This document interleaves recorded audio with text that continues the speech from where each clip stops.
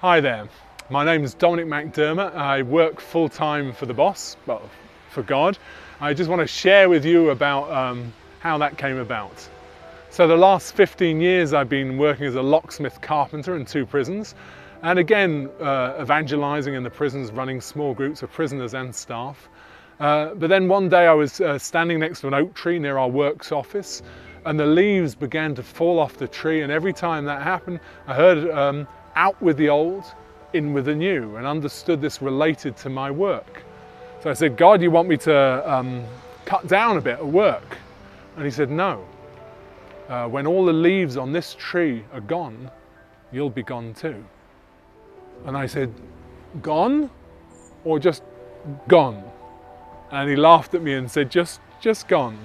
I said, well, you want me to find a new job? And he said, no, I'm planning something for you myself. Well, I thought I'd better tell the manager that I was going to be going. I was a locksmith and I was the only one for both prisons. So I went in and told him that I'm going to be leaving my job. And he said, when?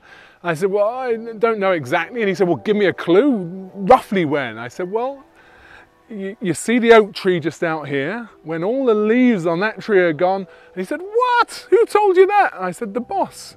He said, oh, not the boss again. But anyway, I said, yeah, I will be going. I told my wife and she said the same thing. What? What about the bills? And I said, well, God's gonna give me a new job. And she made me promise, you won't leave until you get this new job. Now, I'd already said to God that I would only do what Alice and my wife was happy with, so I agreed not to leave until the new thing he got ready for me came up. I wasn't very happy about it, but I agreed it. Anyway, just recently after that, I received a prophecy from a friend of mine, 3 pages of good, solid word, but part of it was God saying, I'm going to provide for you financially. And shortly after that, he multiplied my wife's salary 4 times in 3 months. Until it got to the point where she said to me, Dominic, I think you should leave. I'm now earning only 7,000 less than what we were both earning at the beginning of the year. I think you could leave. I said, well, so before this increase had happened, it became a bit of a thing in the prison that Dominic's going to leave his job and he's waiting for a new job when all the leaves of the oak tree are down. People used to ask me, are the leaves gone yet? From the other prison, and they couldn't see it. And are you really going to leave without a job? And I said, God will give me a job. So everybody knew about it. I even came back one day to the work office to find all my colleagues standing outside pulling the leaves off the tree saying, ha ha, what are you going to do now with no job?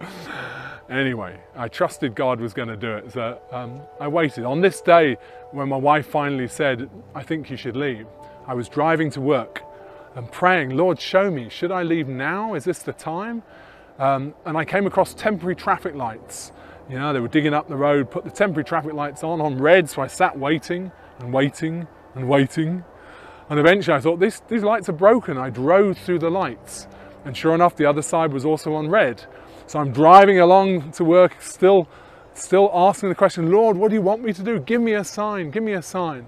Came across another set of temporary traffic lights. This time there's a whole queue of cars waiting my side, and I wait, and I wait, and I wait. And I think eventually this is broken like the last one. So I drive past the queue slowly, and all these guys, because they're English, are saying, what are you doing? There's a queue. And I just, I think it's broken, sorry. And I get to the other side, sure enough, the other side's on red too. So now I wave them all through. Come on, it's broken. And I set off again, and I feel the Lord saying, Dominic, do you get the idea? Sometimes you have to make a way where there is no way. Okay, so I got to work, I go to see my manager and say, you know, I was telling you I was going to leave all those months ago. I'm handing in my notice formally today. I'm going. And he said, what? I haven't got a replacement locksmith. You're the only guy who can do the job. What am I going to do? And I said, well, I've been telling you for months. He said, I didn't believe you. I said, I kept telling you. And look, the tree, there's only a few leaves left. In the next couple of weeks, when I finish my leave, I'll be gone. He said, what shall I do about a locksmith? I said, I'll pray for you. And he said something I can't repeat, but to the effect, that's not going to help me very much. Anyway, I walked out the office. My colleague came up the stairs and said, hey, Dominic, have you heard the news? I thought, that's funny, I've got news to tell you. He said, our friend Andy, the old locksmith who left 10 months ago, quit his job last night, wants to come back here, but there's no space for him now, is there? I said, there is now. And he said, what do you mean? I said, I'll tell you in a minute, stay there. Went back into my manager. And I said to my manager, I found somebody. And he said, what do you mean you found somebody? You've just walked out my office. I said, Andy used to do the job 10 months ago with me. He wants to come back. Will you have him back? Yes, please. Yes, please. What a coincidence. And I said, isn't it just when we pray a coincidence?